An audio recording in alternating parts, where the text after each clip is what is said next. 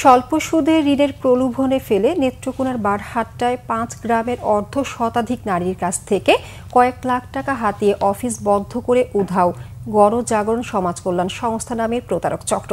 এ নিয়ে অভিযোগ করেও কোনো ফল মেলেনি, তবে তাদের ধরার চেষ্টা চলছে বলে দাবি পুলিশের। নেত্রকোনা প্রতিনিধি মাহবুবুল হক কিবরিয়ার তথ্য ছবিতে ডেস্ক রিপোর্ট।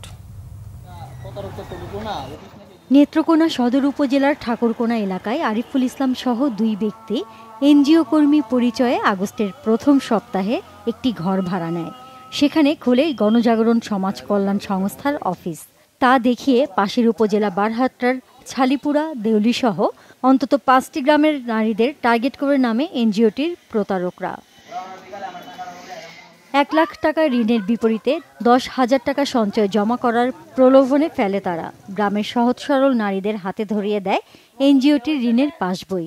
1 সপ্তাহেরও কম সময়ে তারা গ্রামগুলোর অর্ধ শতাধিক নারীকে ঋণ দেওয়ার কথা বলে এক একজনের কাছ থেকে সঞ্চয় বাবদ 5,000 থেকে 15,000 টাকা পর্যন্ত হাতিয়ে নিয়ে এখন উধাও।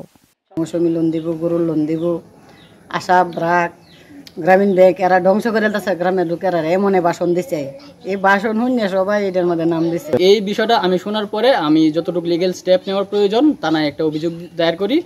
অনেকেই ঋণ করে এনে প্রতারকদের হাতে টাকা তুলে দিয়েছে। টাকা উদ্ধার সহ প্রতারকদের দৃষ্টান্তমূলক বিচার চান প্রতারিতরা।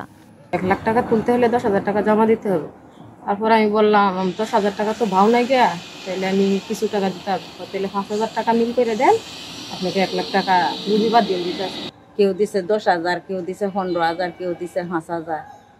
এই যে আনোয়ারের দোয়াই দিয়ে গিয়ে বসছে। এখন তো আমার এই যে টাকা দিয়ে মানে সুস্থ নাই, 1 সপ্তাহ ধরে গরিব মানুষ। 1 লাখ টাকা ঋণ দিয়ে 2 বছরে পরিশোধ করবো, মাসা 5,000 করে টাকা।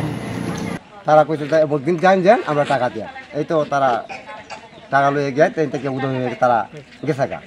অফিসের জন্য ভাড়া করা সেই ঘরের মালিকও প্রতারকদের বিচার দাবি করেছেন। এর সমস্ত ডকুমেন্টগুলো আমাকে দিবে। তারা বললো যে আপনাকে আমি রবিবার দিন দিব। রবিবার দিনে আমার সাথে সমস্ত কথাবার্তা ফাইনাল হয়েছে। রবিবার দিন আমার কাগজপত্র দিবে, তখন তারা শুরু করবে। কিন্তু এর আগে তারা পলায় চলে গেছে।